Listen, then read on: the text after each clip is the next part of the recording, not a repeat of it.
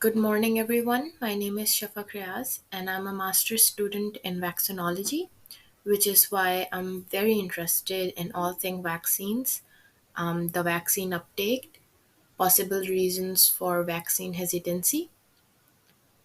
And this is why, in the summer of this year, I interned at the Global Health Institute in Antwerp and launched a study survey regarding the vaccine hesitancy amid the global coronavirus pandemic, but that the one that was specifically directed at my native country of Pakistan. So, in this presentation, we'll have a brief description of the pandemic. Then, we'll have to describe the state of vaccine hesitancy in Pakistan. We'll discuss the healthcare and infrastructure of the country. And then we'll move on to this paper. The background, the need for the paper, the materials and the methods that were employed, the results that we gained, and the recommendations that we decided to give.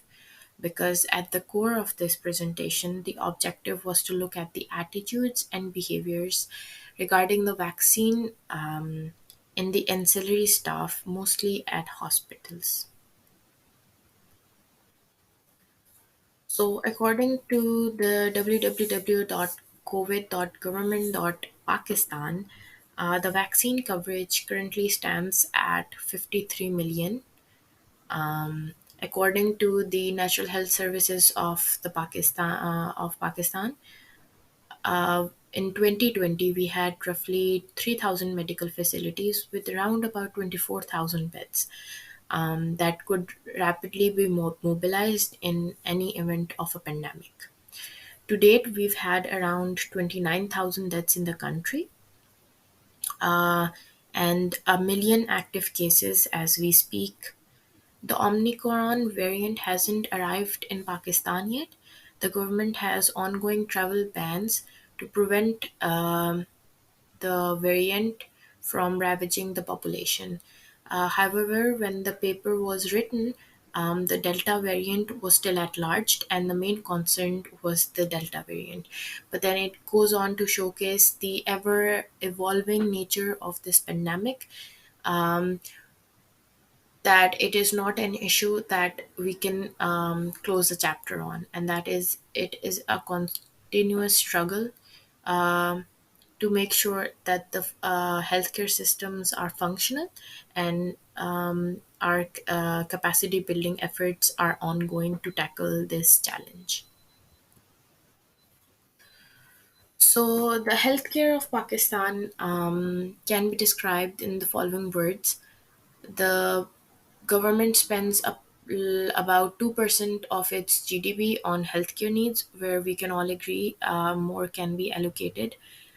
Um, Apart from this, during the regulations, each hospital was tasked with the duty to notify and train the IPC teams, which were for pandemic, which were designated to embed and implement infection prevention and control measures, or SOPs, standard operating procedures, and to assess the availability of the personal protective equipment, not only to the medical staff but the cleaners as well. And this was all dictated by the government under the National Action Plan for Coronavirus Disease Pakistan. To date, the vaccination is currently open to all adults over 18 years, but is experiencing delays and strikes. So let's talk about the vaccine action plan currently underway and the vaccines that they have employed. Mostly the vaccines that have been used are Sinopharm, CanSino, or Sinovac. So the paper that was titled Perceptions, Attitude and Practices Among the Non-Medical Ancillary Staff in Pakistani Hospitals Regarding the COVID-19 was undertaken because we saw a study in the Telegraph in the UK in the grips of pandemic. that it was the National Health Services cleaners and not actually the doctors who were the super spreaders of the COVID disease. Now, this was interesting because, in terms of coverage of both resource allocation as well as feedback, the medical staff was the one that was thought of at most risk. However, while doctors, nurses, and other paramedical staff were most prominently celebrated as essential healthcare workers in the definition per se, quite often the hospital housekeepers, janitors, and other service workers were on the same front lines in the fight against pandemic, but were sidelines. Before the study even started, we identified a vast gap in research where almost exclusively no research existed to tackle data on the health status of the non medical staff in the hospitals. So, the hospital service workers provided direct hands on care in the front lines, but were underinformed, they were under equipped, and so we aim to highlight the gaps in information regarding the housekeeping staff in the hospitals and to study the attitude and the behavior of the non medical hospital staff towards the pandemic. And we did this through carrying surveys and interviews. So, about this study, we targeted six hospitals, major hospitals in metropolitan and rural areas across the country. They were spread in three out of five provinces to make sure that they were geographically representative. Um, the main target was, of course, the ancillary staff, which included cleaners, security staff, or administrative staff. And for the other tier, we included the medical staff as a comparison, to which later the knowledge scores would be compared between the ancillary and the medical staff. For the methodology, we carried out surveys both online and offline, um, and interviews in person. The reasons for the surveys, offline surveys, was of course that a limited segment of our target population was illiterate.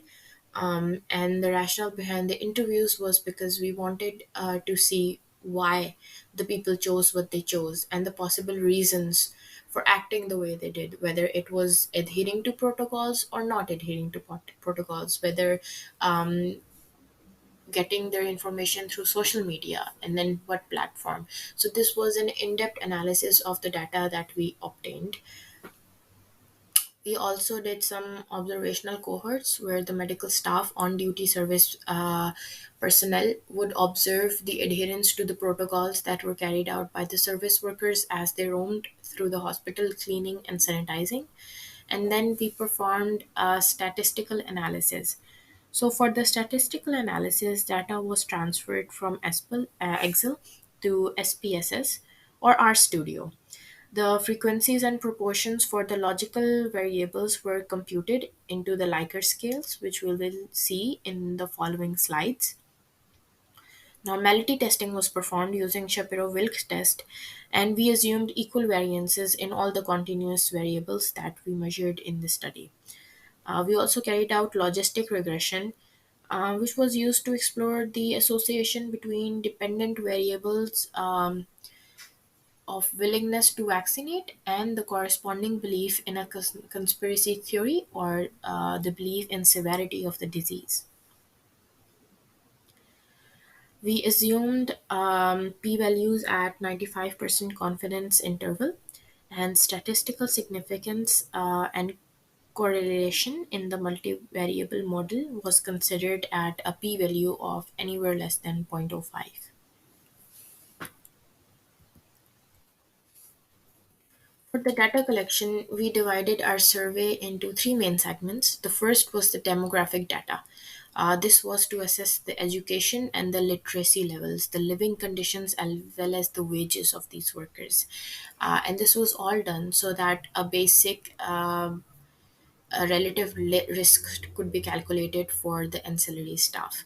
The second was the adherence to the sanitation protocols, which told us how much They adhered not only to the protocols but to the higher instruction that was given to them. This caused their behavior towards the standard operating procedures of the hospital. And then finally, the awareness and the knowledge of the staff was computed using a knowledge score, which was then later compared to the doctors and the staff of the same region to assess the discrepancy which might exist between the two groups based upon education. So we found two tiers of population in our survey. The first was the accepting one. They were aware of the pandemic and they were they uptook the vaccine as well as the information and the instruction that was given to them. The second group was the undecided group. Now this was the hesitant population. Although they were easily convinced and they took up the vaccine when the scheme gradually arrived at the hospital. The good part was a stringent and strong base for anti vaccination was not identified in this study. So, the aim of the study was to analyze and assess the occupational risk to the ancillary staff workers. It was calculated to be quite low, with only 20 in 104 workers tested to be positive. The seroprevalence was inquired by the respondents, but the workers lived in rehabilitation, which was favorable to the spread of infections, and they had base knowledge regarding the urgency of proper use of the PPE due to the misinformation or the improper guidance. Curiously enough, while we did not see a very orthodox anti vax sentiment in the population, we did see a lot of anti vax notions where people would quote reasons for vaccine hesitancy anywhere from fertility to the efficacy of vaccines, with reasons such as they might impact the fertility of the women in question, or they doubted the severity of the pandemic, or questions were raised regarding the efficacy of the vaccines and whether they even worked or not.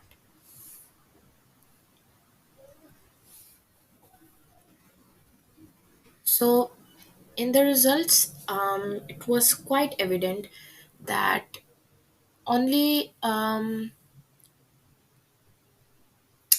many considered COVID a threat to the healthcare system, the medical staff were eager, and they quite rightly voted COVID a threat to the healthcare system with a median score of 4.5. But the ancillary workers did not. And they only had a median score of 2.95 on that part of the survey, which goes on to explain why vaccine hesitancy was found at higher proportions of 41% in ancillary staff as compared to the medical staff. And the most common cited reason for the said vaccine hesitancy was mistrust in both the government and the vaccine manufacturers.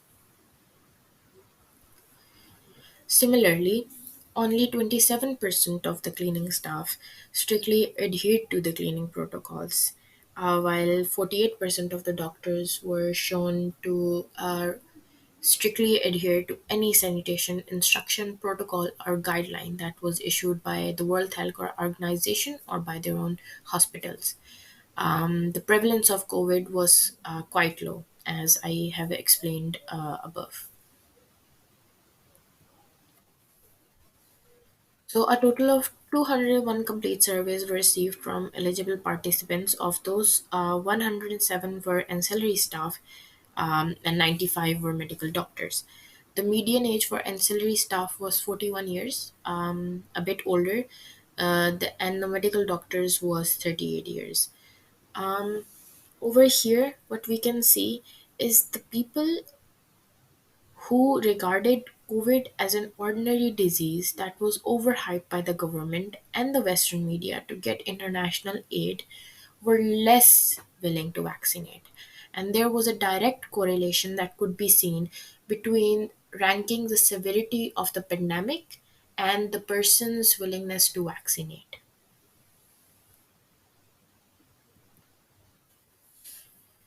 In conclusion, it was found that there was a lack of definite instruction from the authorities, and quite often voids were often left through government instruction were filled with fake news on conspiracy theories. The study indicated that the knowledge on the disease wasn't ideal, that the instruction by the higher authorities was not sufficient. However, there was a minimum adherence to the SOPs.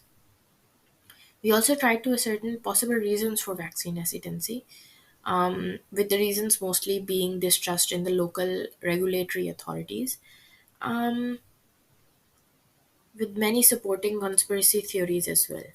We also drew some inferences from the comparison with studies done on more qualified doctors and educational paramedical staff of the same region, which proved a definite discrepancy between the cleaning staff and the medical staff.